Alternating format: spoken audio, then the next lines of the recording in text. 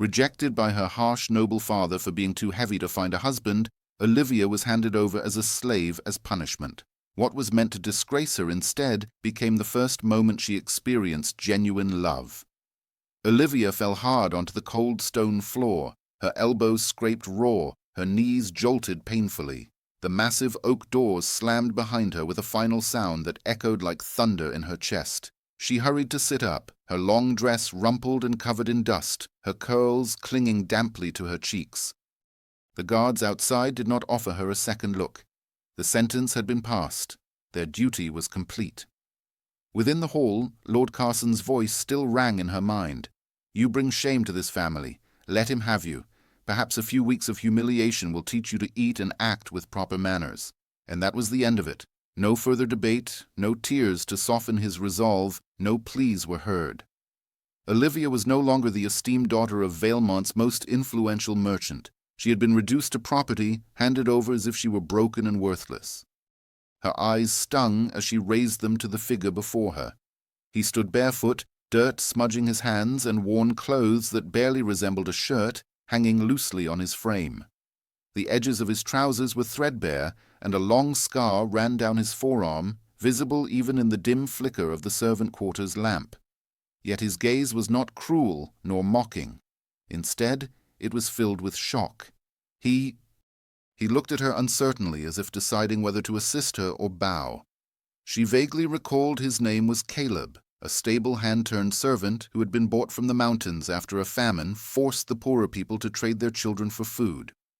She had only seen him 2 times before, once as a child watching from a carriage, and again just last week when her father ordered him to shovel manure more quickly. Now, somehow, he was supposed to be her caretaker. "You do not have to kneel," she said, her voice trembling more than she intended.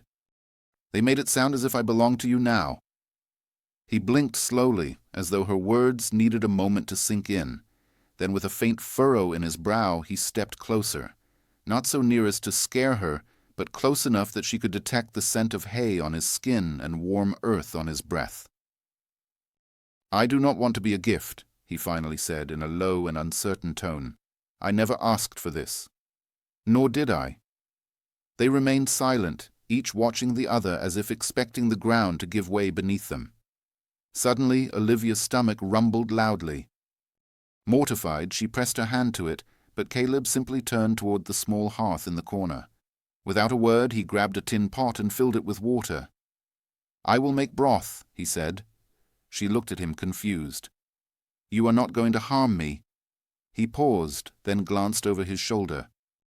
"Do you think I am like your father?" That stopped her speech. She lowered her eyes.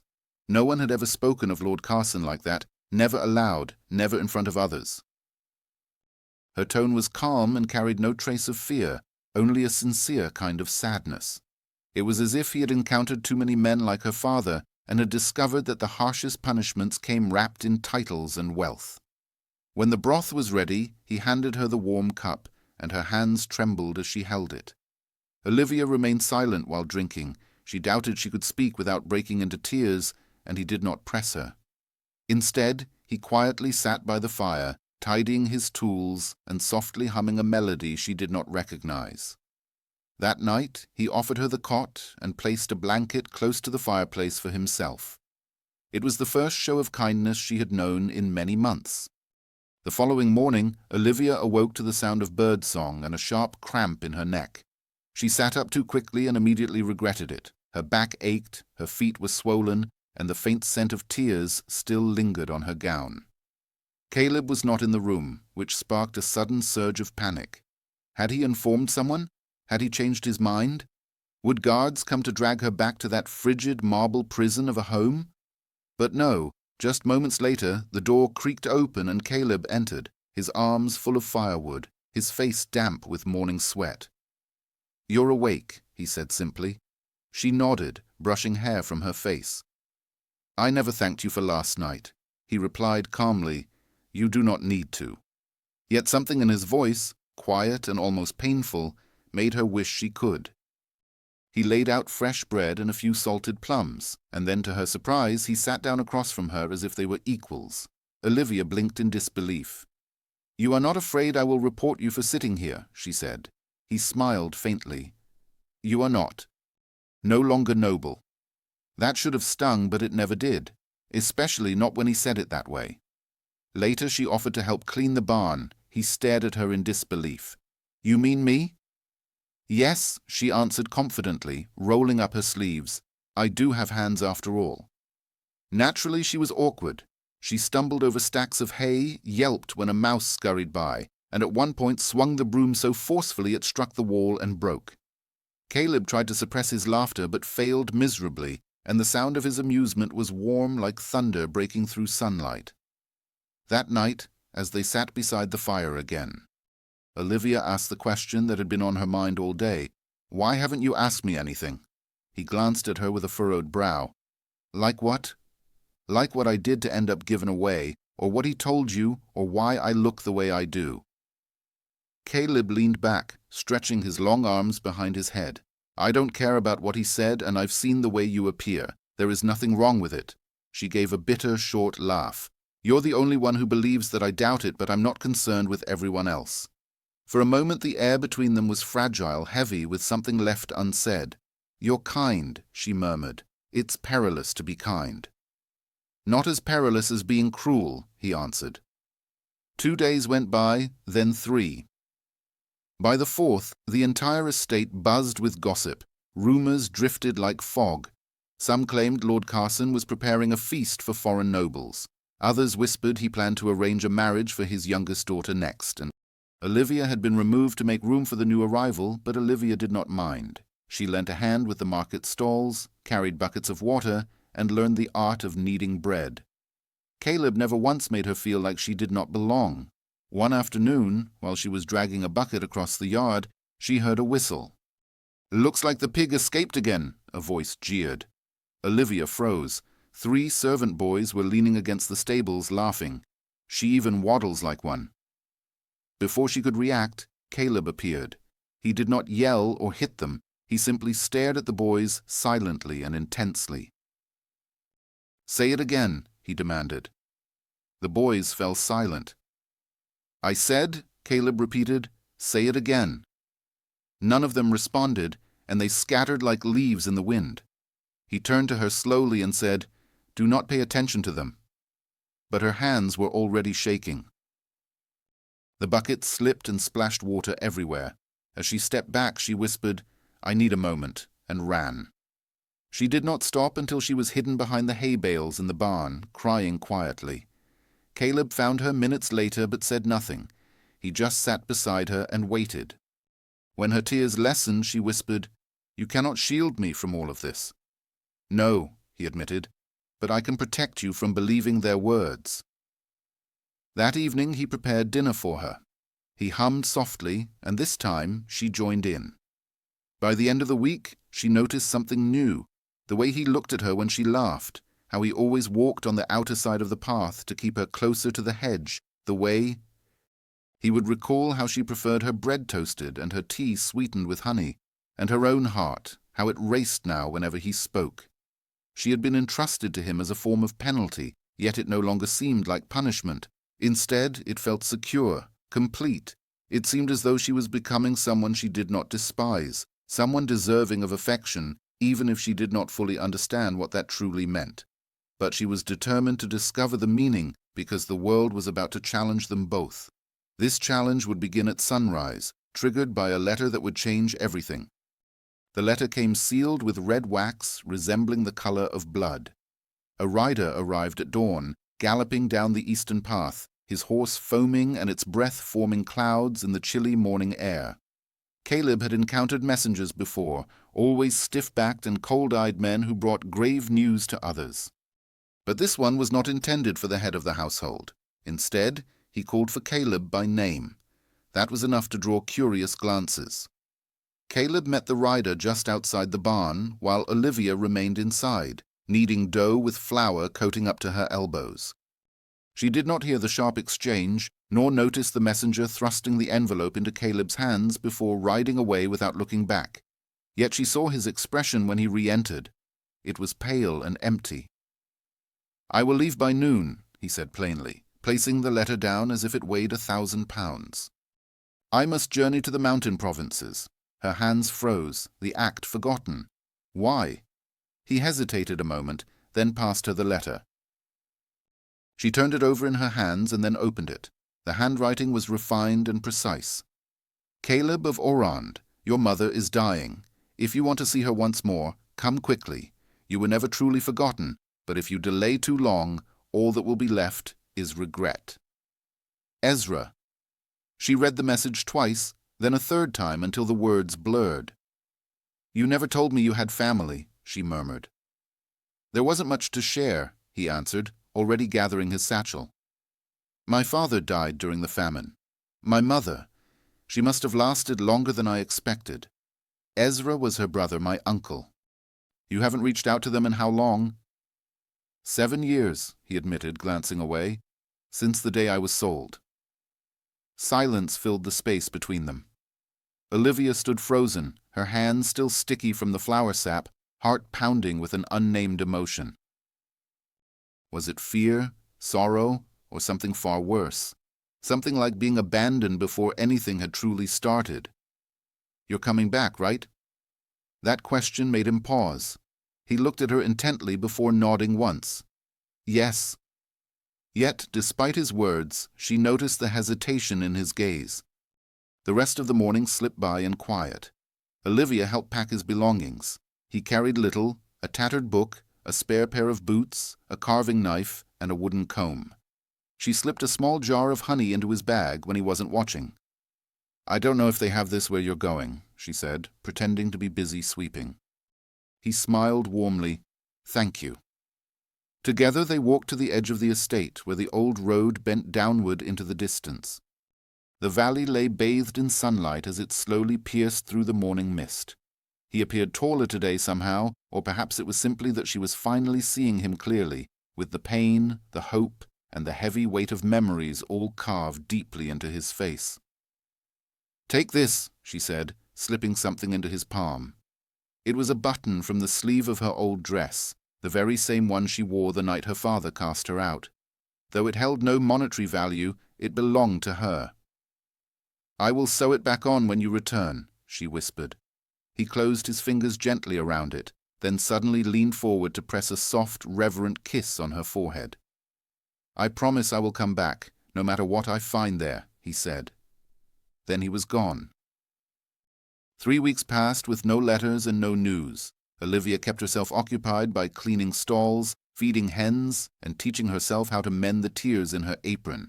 Yet every night, as she curled up on her small cot beside the fire, her hand would drift to the empty patch on her sleeve where the button once was. During the 4th week, everything changed. She had just finished tending the lambs when 2 men on horseback arrived, bearing the green emblem of House Valemont, her father's family. Their faces were grim. Lady Olivia, one said stiffly, Lord Carson requests your presence immediately. She stared and then said, No. The word was harsher than she intended. I am no longer his daughter. You misunderstand, the second guard replied. He is dying. She blinked in disbelief. He had been thrown from his horse last week. Internal bleeding, the healers explained, and he would not survive another day. He has asked for you. Olivia stood motionless. She expected to feel numbness, or perhaps a sense of justice, yet her stomach sank with heavy dread because, despite everything, he was still her father, and he was fading away. The estate appeared just as she recalled it, cold, vast, and devoid of any comfort. Nevertheless, the guards escorted her without objection. The servants glanced at her as she walked past, some showing sympathy, others bafflement. No one interrupted her path. She located him in the main chamber. He looked pale, supported by smooth silk pillows, barely drawing breath. When his eyes opened and found hers, tears welled up. Olivia, he whispered hoarsely, you came. She stayed still, not approaching yet. You called me. He grimaced in pain. I was wrong about everything. She waited silently. I thought if I punished you I could fix you, but there was never truly anything broken, was there? Olivia's hands shook. No, there was not. He averted his gaze, ashamed. I sent you to that boy as a lesson, but now I realize he was the only one who ever deserved you." Her heart clenched. She moved forward and settled beside him on the bed. "I forgive you," she murmured softly. "Not for your sake, but for mine." His breathing grew slower. "Tell him thank you," he whispered. Caleb nodded slightly. Then, with his last breath, Lord Carson closed his eyes. The funeral was magnificent, opulent and costly. Olivia did not shed a tear. That night she returned to the barn once more, alone.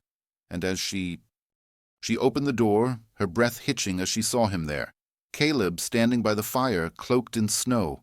She did not move with grace or hesitation. Instead, she ran and threw herself into his embrace. He caught her effortlessly, holding her tightly.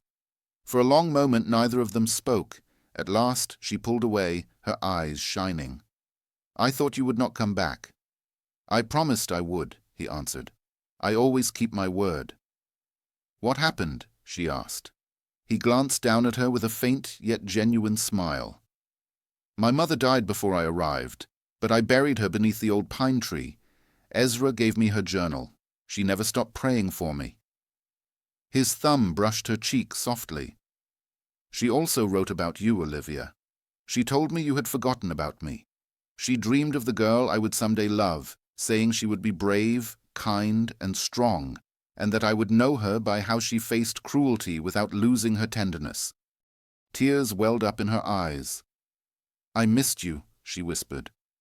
"I missed you even more," he returned. He took her hand and pulled something from his bag, the missing button. He placed it in her palm, saying, "Time to sew it back on." She laughed through her tears. "I never stopped hoping." But the world was not done with its surprises. That night a letter arrived, not from a friend or family member, but from a noble house 2 counties away. Addressed to Lady Olivia of Valemont, it stated, "We write to inform you that your late father owed a debt to our family. As his sole heir, you are now responsible. Payment must be made, or we will recover it by other means." The candle flickered in the quiet room. Olivia's hand shook as she read the letter once more, and then again. The words blurred repeatedly until she blinked sharply, her heart pounding so loudly that she could hardly hear Caleb's voice asking what was wrong. She passed the note to him, and he read it quietly, his lips pressed firmly together while his shoulders stiffened with every sentence. "A debt," she questioned. What debt? He had never mentioned anything like this before. Caleb looked up, his gaze steady but his tone tense. "It says your father owed them. That makes it real.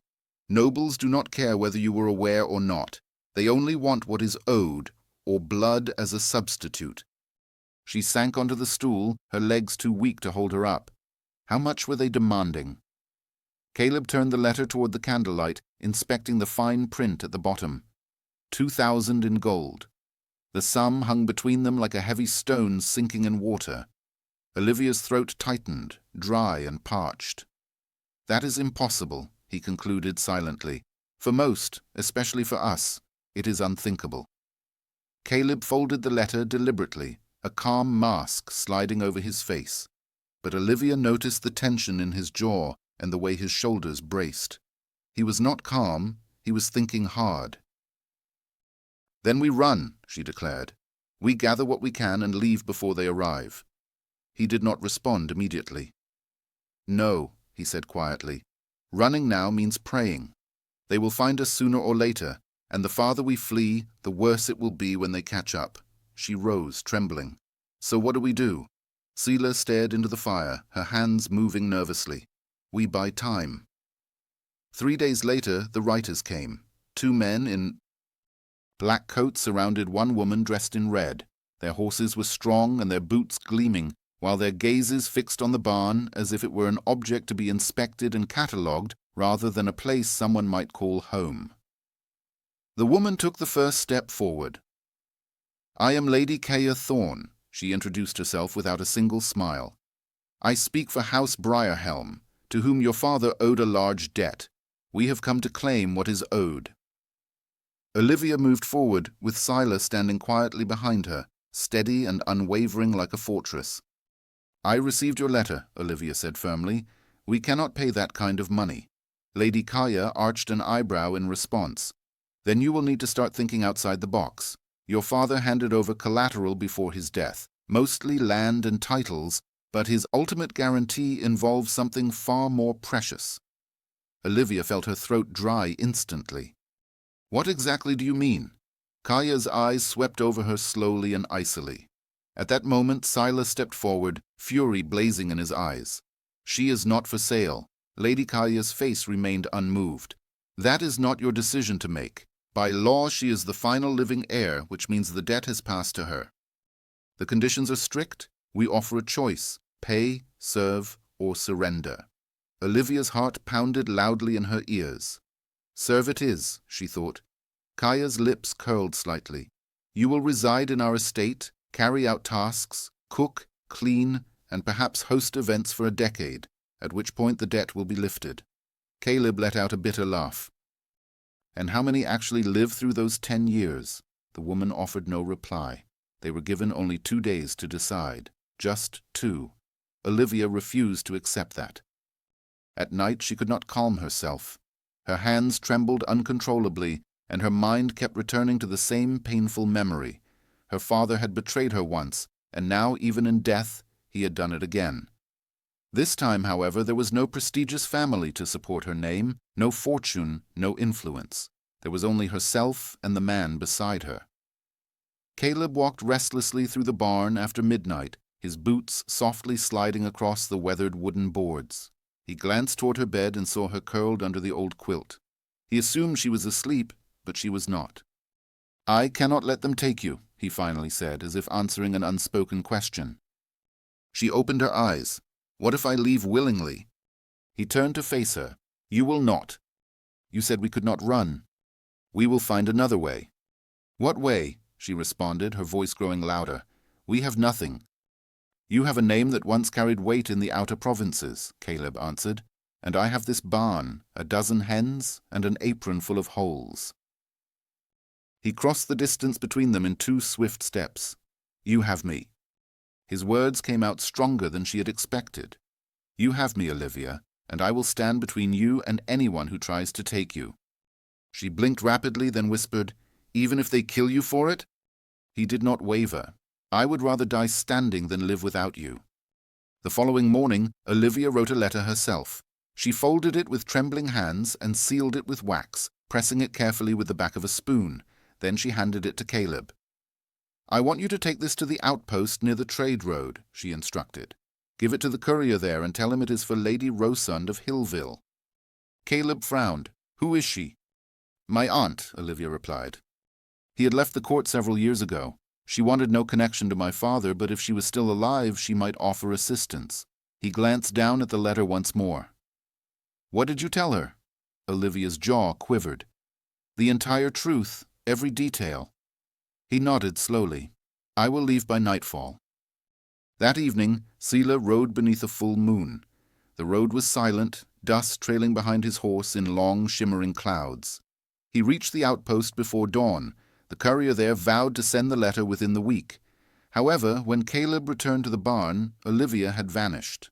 There were no messages, no indications of a struggle. Only her empty bed, the neatly folded quilt, and the faint aroma of rosemary on the pillow remained. Caleb stood in the doorway, his heart heavy and hardening. He examined the ground, spotting wagon tracks no older than 2 hours. Without hesitation, he mounted again and pursued the prince toward the east, into the forest. There, by the stream, he found Lady Kalia with her men, and Olivia sitting stiffly in the back of the carriage, her wrists bound.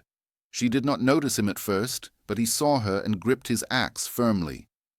They remained unaware of his approach until he was dangerously close. The first guard barely turned in time to face the incoming blade, but Caleb was precise and did not miss. The second guard reached for his pistol, yet Caleb was swifter. He tackled him from the side, knocking him unconscious with a forceful headbutt. Caleb rose, bleeding yet unbeaten. Lady Kalia stepped back, horror written across her flawless face. "You fool!" she spat. "She agreed to come." Caleb wiped the blood from his temple. "She did not consent to chains," he declared as he advanced. "You will." "Ride back to your master," he ordered, his voice rough as gravel. And tell him the debt died with Lord Carson. If you try to collect it again, I will bury the entire household myself." Olivia looked at him, then at Kaya, who without a word turned and fled. Caleb cut her bindings. Her wrists were bruised. She raised her gaze to him, embarrassed. "I thought I could end it. I believed if I surrendered you would be safe." He cupped her face with both hands. "You are not mine to give away, but I would rather die than let them take you." At that she broke down and collapsed into his arms, and this time he embraced her without hesitation. 2 days slipped by, then 4, then a whole week. Just as anxiety began creeping back, a letter arrived, this time written on velvet soft parchment sealed with silver wax. It read, "To Lady Olivia of Valemont, from Lady Rosen of Hillville. Dearest niece, I have waited many years for this day. When your father banished you, I vowed that if ever you reached out I would come. My carriage will arrive within the next 2 weeks. Do nothing. Rest. Prepare. You are no longer alone, and you shall never be again." Olivia read it aloud 3 times, then glanced at Caleb, and for the first time in countless weeks, perhaps years, she smiled without fear. Yet, even as hope stirred in her chest, a cold shiver ran down her spine. In the shadow of the hills, a figure observed them. It was not Lady Kaya. It was a man dressed in white, and he was smiling. The man in white leaned against the post fence beyond the wild grasses, his coat sharp and his boots spotless. He carried no weapon and smiled with a calmness that made Caleb's skin tingle with unease. That was what was unsettling about him. He appeared too pristine, too untouched, as if dust was afraid to cling to his clothes. Olivia did not notice him at first. She was brushing the mare outside the barn. Her letter from Lady Rosamond was folded neatly in her apron. She hummed softly to herself, a sound unusual for her, something tender born from hope. It had been several days since she had dared to sing anything at all. When she finally looked up, her hands stopped mid-motion, the brush slipped from her grip and hit the ground with a dull sound. "Caleb," she whispered, but it was barely audible.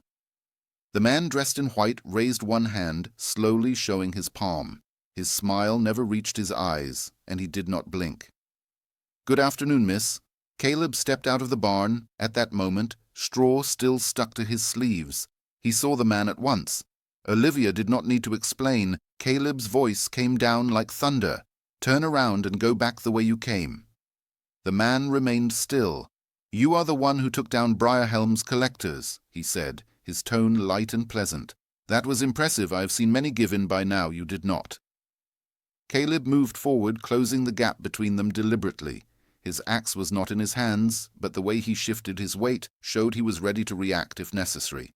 "I told you, leave now." The man let out a slow chuckle. "Oh, I am not with Briarhelm anymore. Not officially, at least. You might say I take care of overflow. They prefer to stay out of sight." Their hands were not clean. Caleb's eyes sharpened. "Then go tell them the debt was false and they'll never have her." "Oh, I trust you," the man replied, still smiling, "but I believe you do not grasp the true nature of this." He reached slowly into his coat and withdrew a small black card. It bore a seal Olivia had never seen before, 2 ravens circling an iron gate. He did not hand it to her, merely let the wind carry it and drop at her feet. "You were never the debt, Lady Olivia," he said quietly. "You were the wager." Olivia's breath hitched. "What?" Caleb stepped closer, almost face to face with the stranger. "She was bet in a game," he growled. The man's grin broadened. A high one, a desperate one. Lord Carson lost much in his final years: property, influence, reputation. Yet, even as he fell, he found cunning ways to place one last bet. On you. Olivia felt her knees shake, but she held steady. The man bowed with mockery. "You've become valuable, my lady, not for who you are, but because of who desires you now." Caleb took a step forward. The man did not flinch. "Tell your master," Caleb said in a low voice. "He can come for her himself." The man's grin grew wider. "He will." Without another word he turned and walked into the tall grass, his coat fluttering, boots silent. They watched until he vanished among the golden stalks. Neither spoke for a long time after. That night, Olivia could not sleep.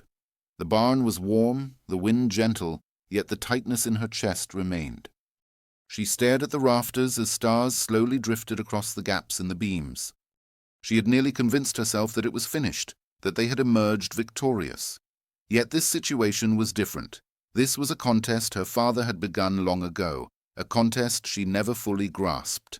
Now she found herself merely a pawn on a board no one had ever revealed to her. Nearby, Silas sat sharpening his axe. Each scrape of the blade against the stone sounded like a heartbeat, steady, unchanging, oddly soothing. "Do you really think he will come?" she whispered. Caleb did not hesitate. "He is already here somewhere. Men like that send others to declare the coming storm. Then they await the thunder." Olivia closed her eyes. "I am not worth it," she murmured.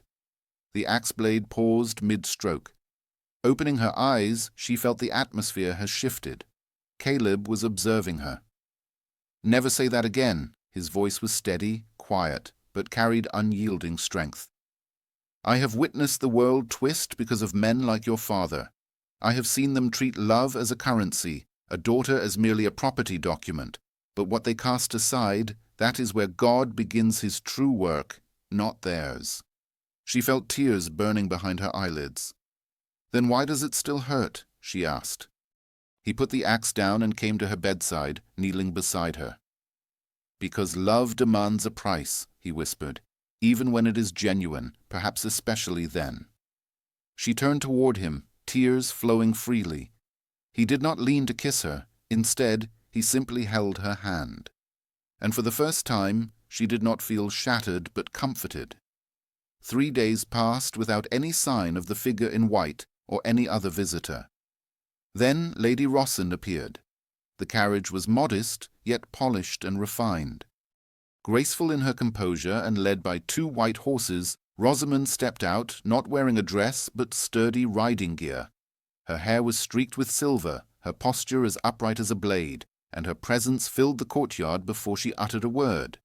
She glanced at Olivia, then opened her arms.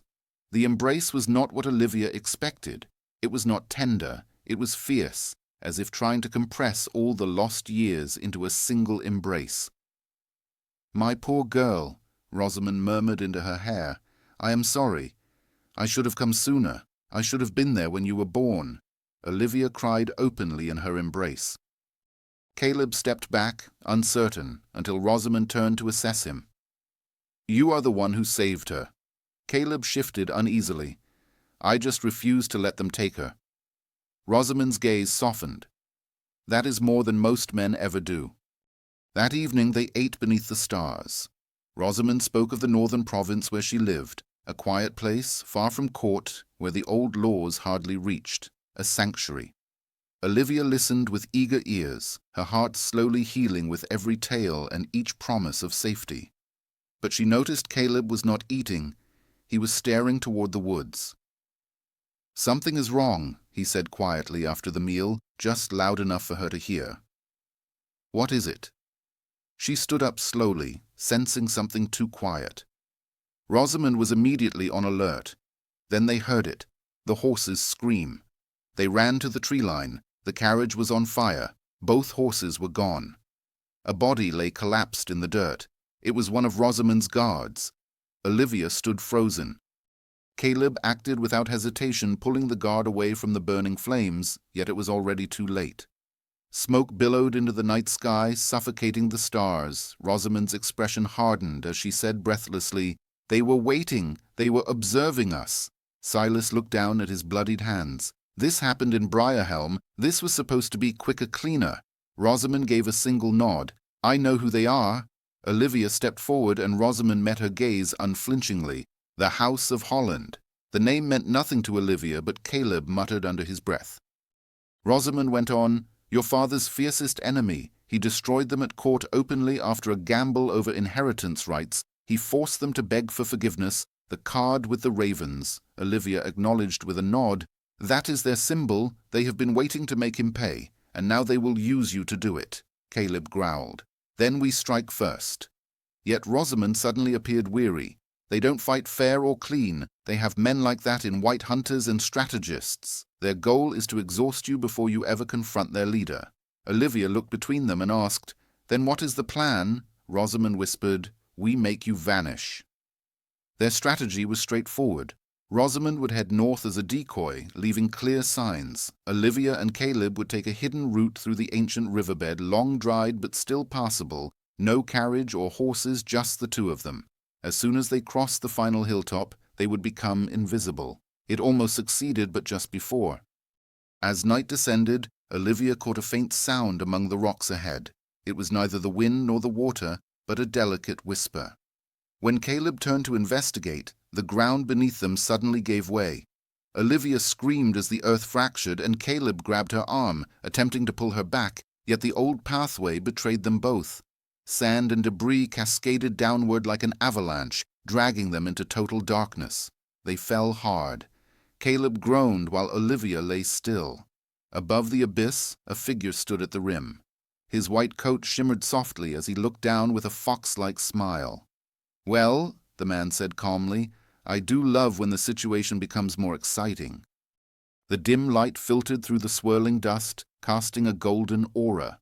Olivia's ribs throbbed painfully with every breath, and near her right shoulder a sharp burning sensation dug deep. She was unable to move. Caleb groaned nearby, partially trapped beneath shattered stones and brittle branches. He pushed away debris from his chest and reached for her without hesitation, crawling toward her even before checking his own wounds.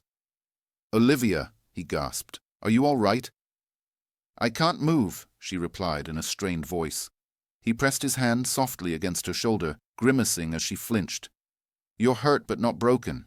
That is good. That is, thank God."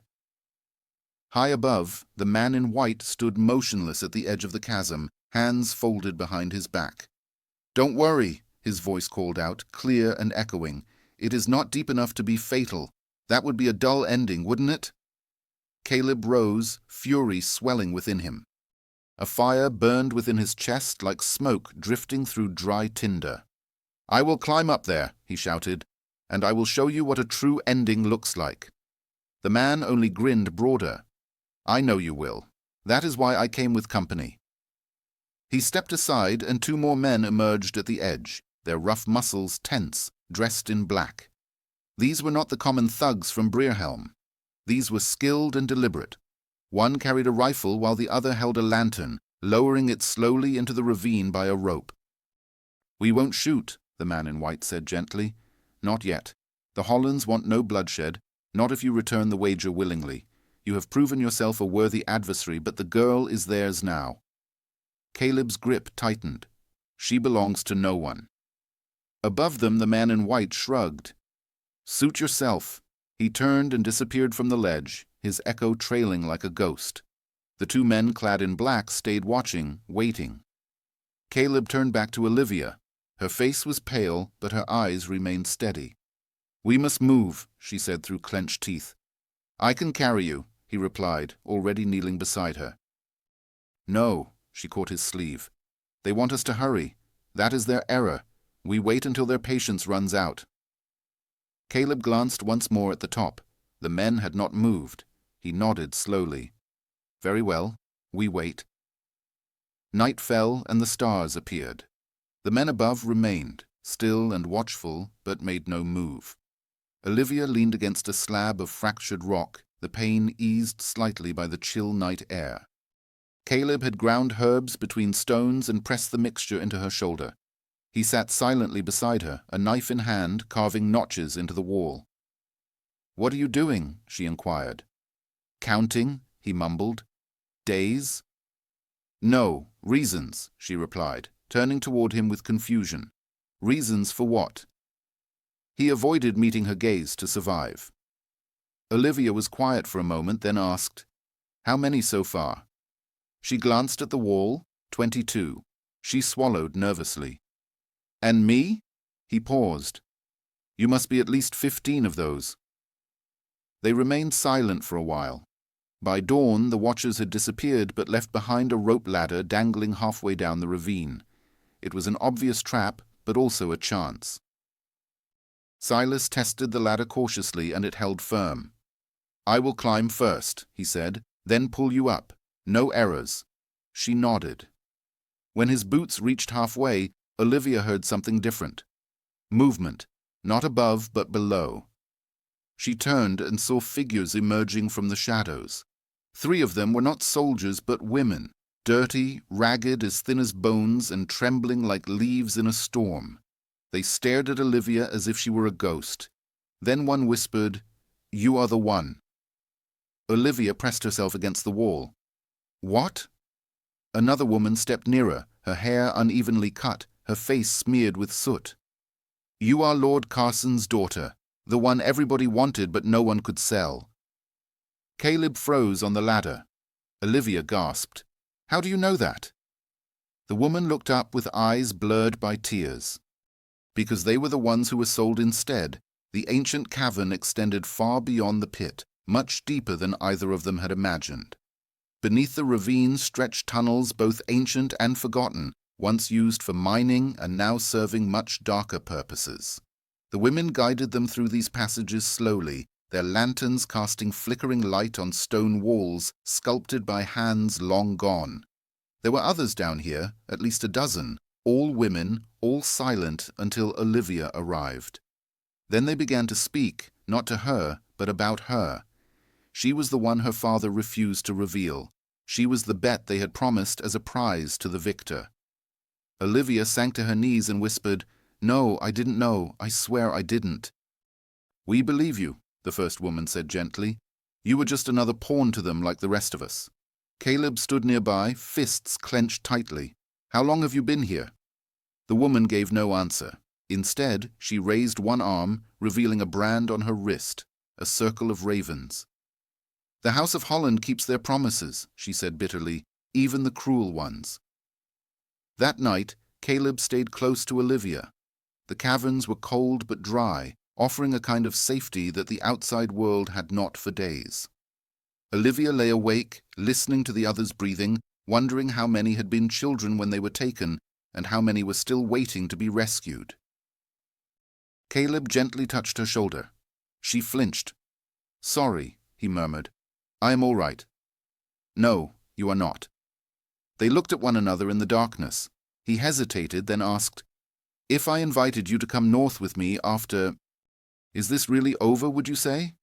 Her breath faltered. "Why?" he asked softly. "Because I cannot bear the thought of losing you," he replied quietly. "I want you to survive." She grasped his hand firmly. "Do you truly mean that?" "I mean every word," he assured her.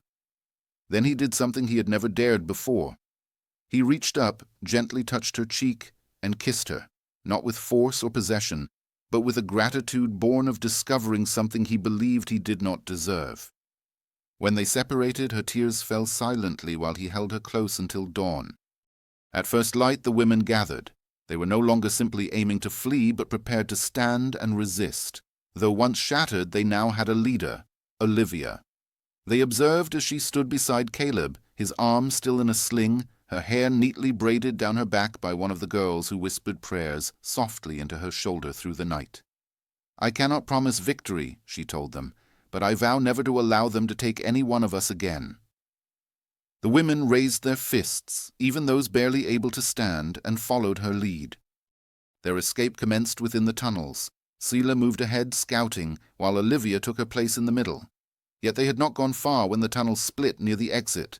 There, blocking the narrow passage, stood a man dressed in white, alone and unarmed, a calm smile upon his lips. His voice echoed, "But you should have climbed the ladder." Olivia stepped forward. "You exploit women as pawns in your games. You ruin them for amusement." The man blinked slowly. "No, I do not ruin them," he replied. Stepping closer, he added, "I collect them." From the shadows behind him, more men emerged. 10, 12, perhaps even more, all dressed identically and showing no emotion, weapons drawn. Olivia glanced toward Caleb. He gripped his axe, and without uttering a single word, he charged forward. The sound of metal striking bone rolled through the air like a resounding thunderclap. Caleb met the first attacker with the full force of his shoulder, while his axe sliced through the narrow passage, turning it into complete chaos. He did not wait for commands or signals. He fought with the fury of a storm unleashed, every movement fueled by anger, determination, and years of silent suffering. Behind him, the group of women huddled together, but they did not flinch. Olivia stood among them, barely holding herself upright, her right arm still bound, her breathing shallow. Yet her gaze remained locked on Caleb's. Then she stepped forward and shouted, "Push forward. They are only men." Her voice, cracked and strained though it was, echoed against the stone walls like a piercing bell. The women did not retreat. Instead, they advanced. Some gripped sharpened iron bars, others clutched stones. Some had nothing more than the memory of their taken dignity, but united they surged ahead. The guards' first line faltered beneath the force of their rage. One woman lunged onto a man's back and sank her teeth into his neck. Another jabbed a stick into the back of a knee. Blood spread across the stone floor, yet no one halted, not even Olivia. She pressed forward through the mass, caught a falling opponent's blade before it could strike, and deflected it with her unbound arm. A guard screamed out. She did not hesitate. Pain blurred her vision, but she stayed standing. She had no choice. Not now. At the moment it counted, Caleb seized her wrist and said, "Olivia, go back." She refused, replying, "I will not. You will die otherwise." Then he allowed it, as if fate decided. The tunnel shook beneath their feet. Explosions erupted, though no footsteps followed behind. Olivia turned around with a sinking feeling in her stomach. More men approached, but not guards, actual soldiers. House Holland had deployed his private army. They swarmed the tunnels like a plague, faceless, clad in armor, and utterly silent. The survivors found themselves surrounded. Caleb pressed Olivia behind him, whispering, "There are too many." The women huddled together, forming living shields made of flesh and bone. They had traveled so far only to face this nightmare. Suddenly a rumble sounded, not from footsteps, but something deeper. The wall on the soldiers' left cracked, split apart, and shattered. Amidst the dust, a figure appeared, broad-shouldered, hooded, bare-chested, and muscled like a stallion. He was not alone. Then dozens more surfaced, men and women dressed in rough cloth, holding torches and makeshift weapons. Each bore the same mark on their arms, a burned X over a chain. Former slaves escaped from the mines had awakened. Without pause or explanation, the newcomers crashed into the soldiers like thunder. They shattered their lines with overwhelming force as the tunnel echoed screams of battle. Olivia felt Caleb grasp her hand firmly. "Run," he urged. They did not hesitate. Deeper caverns opened before them, old train tunnels from when the mine was active. They sprinted through utter darkness, damp with forgotten water, their path haunted by voices of the past. Olivia held onto Caleb's hand tightly as he led their flight, twisting through decayed beams and collapsing staircases. Every so often another girl would grab her arm, anxious to know what to do next. Olivia had no answers, but she kept moving forward. He answered anyway. "Keep going. Do not stop." Behind them, the battle raged fiercely. The man in white was still alive somewhere, or so she sensed. They came to the surface just before the break of dawn. The tunnel's exit opened through the side of a rocky cliff to the east of the Holland estate. The wind whipped across the wide plains while the horizon was stained with red. They stepped into an entirely different world. Freedom. The 27 survivors collapsed among the bushes. Some sobbed, others laughed uncontrollably. Caleb stood there drenched in blood, one hand resting on his knee. Olivia sat nearby. Neither spoke for a long moment. Then a soft voice pierced the silence. "Is it over?" asked a girl no older than 13, her hair cropped short and arms marked with scars. Olivia met her gaze. "No," she whispered, "but it is just beginning." They did not venture far. They established camp close to a stream. Sela warned there would be shade by midday and they would need fresh water. Caleb built fires and gathered what food he could find. Olivia tended to their injuries using the limited knowledge she remembered from her mother's nursing teachings. For 2 whole days they remained hidden and nursed their wounds, but on the 3rd day smoke appeared on the distant horizon. It was not the dust raised by their escape, but real smoke. Caleb spotted it first. "We do not have much time," he warned. He turned to Olivia. "They will come after you again." She shook her head defiantly. "No." He gripped her shoulder tightly. "You do not understand. You are no longer just a daughter. You have become a symbol. They will send more soldiers. They will set this land ablaze to find you. I refuse to abandon these girls. If they die, then I will die alongside them." He looked into her eyes and drew a deep breath. "Then I suppose I will stay too." She looked away, blinking hard against the surge of emotions. "Why?" He reached out gently and lifted her chin. "Because you make me believe once more in a future worth fighting for. What does it mean to be in love?" That evening the riders arrived. Yet they did not come as invaders. They came quietly, clad in black, riding black horses. The Holland crest was displayed on their lapels. At their forefront was the man dressed in white. He bore no smile now. He halted his horse about 10 paces from the firelight. "Daughter of Carson," he declared, "you hold something that belongs to us." Olivia rose slowly. "I belong to no one," she answered. The man's lip curled with disdain. "You were wagered." "I was never consulted." His gaze shifted to Caleb. "You believe she loves you. You are nothing but a slave, a mixed breed, a toy she once used to find strength." Caleb showed no reaction. "I do not care what you think. I am not addressing you." The man's tone sharpened. "I am speaking to her." He rode in closer. "I know your father, Olivia. I am aware of his deeds. I know how he wept when you refused to marry, how he pleaded with me to fix you. He did not give you to me out of hate. He handed you over because he could not bear to face what he had created." Olivia clenched her jaw. "Good. Then he does not have to see me now." The man raised his hand. The riders drew pistols. "Last chance," he said. Olivia stepped forward. "Do it." He hesitated. She tore off her shawl, revealing the mark branded across her skin, scars left by the tunnels, fire, and lash. "You made this," she said, "so come and finish it." Silence followed.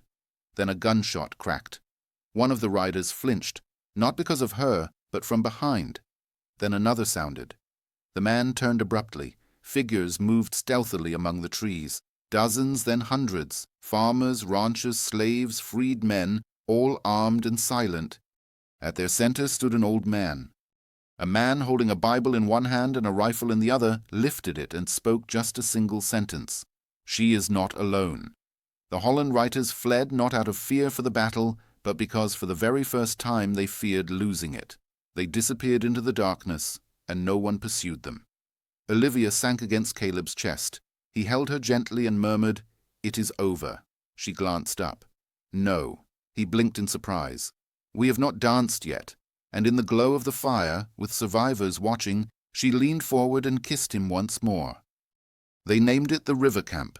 A few tents and makeshift shacks were now scattered across the clearing near the stream where Caleb and Olivia had brought the girls after their escape. It was humble, yet to those who had known only chains and windowless rooms, it felt like paradise. To Olivia, it resembled home more than any parlor or grand hall from her youth. She stirred a pot of beans while 3 younger girls collected firewood nearby. Quiet-eyed Bess had even started laughing again. Sarah was finally able to meet men's gaze without fear. Some still wept at night, flinched at raised voices, or clung to each other when the shadows lengthened, but together they were healing slowly. Olivia's arm was mending, the cuts on her face covered with scabs. Yet inside, something deeper was awakening. A part of her that once hid behind polished mirrors and stiff pride had unraveled. In its place, something quieter and stronger grew. She had stopped resenting herself and Silas. He remained near, neither hovering nor pressuring. Just there, chopping wood and repairing roofs, sitting beside her as she watched the sun go down. He had lost so much yet, never uttered a word of complaint, even when he coughed up blood behind the shed at night, even though his shoulders shook under the burden of everything he refused to mention. Olivia noticed but chose not to ask, not yet. He always came back to her like the moon returns with the tide. The camp now had visitors, families from nearby valleys, widows and ranchers, former slaves bearing news of rebellions from the south. People paid attention, some even decided to stay. An elderly man with a grey beard who had lost both sons to Holland, soldiers brought crates of flour. A one-eyed girl came with a rifle, asking if she could be trained to guard the eastern ridge. They were no army, but they no longer lived in fear. Rumours circulated that House Holland had fallen silent. Some said Lord Carson himself was gravely ill. Others whispered he had taken his own life. Yet none of it mattered to Olivia. Not any more. One night, under a sky heavy with stars, Caleb stood near the riverbank, his reflection shimmering. Olivia discovered him barefoot in the grass, holding a bottle of water in one hand and silence in the other. "Can't sleep?" she asked. He shook his head. "I keep hearing them, the girls. Know the ones I couldn't save from before." She stepped closer. "You did save them, I didn't save you. You did." Caleb turned his eyes rimmed with quiet pain. "No, you saved yourself." She sat beside him, "and you saved me after." He looked away. She placed her hand on his chest. "I used to. I believe I was cursed," she admitted, "that I was born flawed, that my size, my face, my softness made me unworthy." "You are not soft," he whispered. She smiled gently. "Yes, I am, but that does not mean I am fragile." He took her hand, then let go of the bottle and reached inside his coat. A necklace, a locket, the same one she had noticed once hanging from a chain around his neck before their first night together. He placed it in her palm. She opened it. Inside was a photo, worn and faded, of a girl smiling. "My sister," he explained before they took her. Olivia blinked away tears. "She resembles you. She was the only one who ever called me by my name. Not boy, not mule, simply Caleb. You would be proud of her." He said nothing, then admitted, "I don't know how to do this love." Olivia leaned closer. "Then we will learn together." She kissed him. This time the kiss was slow, not frantic or desperate, but calm, filled with something both ancient and new at once. The following day, 3 girls disappeared. At dawn, Sarah ran barefoot and out of breath to the camp. Riders took them from the creek, 2 men dressed in black. She gasped. Caleb's jaw tightened. Olivia stood up. "Which direction? North toward the mesa." Caleb did not hesitate. "I'll go, I'm coming with you," Olivia insisted. "No, you cannot stop me. I am not trying to stop you. I am trying to protect you. I am not something to protect." He locked eyes with her and smiled. "Then let us bring them back." They found the trail by midday. Horse tracks and boot prints. One of the girl's ribbons caught on a branch. They rode in silence, the wind's sting cutting through the air. Olivia's cheeks burned and her muscles ached from the long ride, yet her gaze never faltered. Each mile felt like a silent prayer, every hoofbeat a solemn vow. They arrived at the mesa as dusk settled. Smoke drifted from a cave nestled at its base. The entrance was guarded by 2 men dressed in black coats, armed and alert. They displayed no crests, likely mercenaries dispatched to reclaim what Holland could no longer hold through intimidation. Silas signaled Olivia to stay back, but she refused. Instead, she quietly circled around under the fading light. By the time Silas charged from the front, she had already positioned herself behind them. One guard fell quickly after Caleb's fist shattered his jaw cleanly. The second turned just as Olivia swung a rock she had found, knocking him down. They entered the cave, finding the girls inside, tied up but unharmed. Tears welled as they saw her approach. Olivia hurried to untie the knots with trembling fingers. One girl whispered, "I knew you would come." Olivia embraced her tightly, answering, "We always will." That night, they did not return to river camp. Instead, they stopped in a clearing, built a fire, and sat together beneath the stars, Caleb, Olivia, and the girls. "Why do they still want us?" Sarah asked softly. Caleb stared deeply into the flames and said, "Because their entire world is built on our backs, and they fear what happens when we refuse to bow." Olivia gazed skyward and stated firmly, "We will keep moving forward." Caleb nodded and added, "But we must start thinking bigger." The next morning, Olivia stood on a hill, watching the camp stir awake below. Caleb approached her, saying, "We have land, we have people, but we need a—" She looked at him and asked, "Are you thinking what I'm thinking?" He grinned and replied, "Probably not." She turned around completely and said, "A school." He blinked in surprise and questioned, "For girls?" She answered, "For anyone. To teach them how to read, to ride, to speak without fear." He observed her carefully and noted, "You are not the same person you used to be." She shook her head firmly and declared, "No, and I will never go back." He reached into his pocket and pulled out a small object, a ring made not of gold nor silver but leather tightly wrapped around a stone. He confessed, "I wanted to give this to you the day we escaped, but I was afraid." She smiled and said, "I am not afraid," as he slid the ring onto her finger. By the time the first snowfall arrived, the chapel was only halfway built. The girls helped to paint, the youngest one sang, and Olivia stood before the fireplace holding chalk, writing the motto she had chosen, "Love Not Owned." Caleb walked past her carrying nails in his teeth. She paused and asked, "What?" He laughed and said, "You spelled loved wrong." She gasped in surprise and he beamed. She jumped on him, tackling him into the hay. That winter, House Holland fell apart, Lord Carson vanished, and his estates were confiscated. The new governor, a black man from the southern provinces, personally wrote a letter to Olivia. It simply read, "Tell me what you need."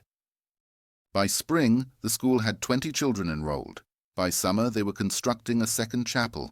Every night, Caleb and Olivia strolled by the river, their fingers entwined, no longer ashamed, no longer concealing their bond. One evening, Bess came forward with a question. "Are you married?" Caleb glanced at Olivia, who raised an eyebrow. He then replied to Bess, "I suppose not yet." The girl frowned, puzzled. Why did Olivia not kneel? Because love is not about a dress or a ring. It is about staying committed even when times are tough, and we have done exactly that. Bess smiled, "Then you are already married," and she dashed away. Caleb looked downward. "Do you believe that to be true?" Olivia nodded. "It certainly feels that way." He gently kissed her forehead. "Then let us agree to keep it like that." The sun sank slowly behind the cottonwood trees, casting golden hues over the whitewashed walls of the chapel.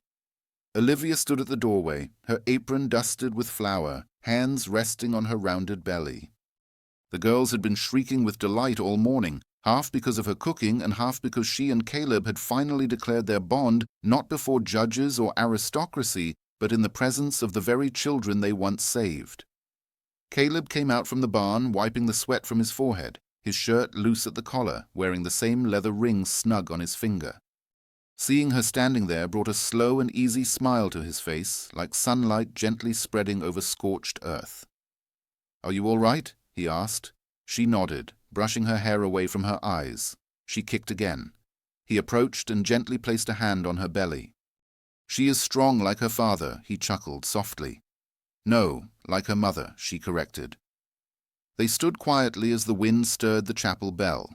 In the fields beyond, girls chased fireflies, their laughter floating through the air.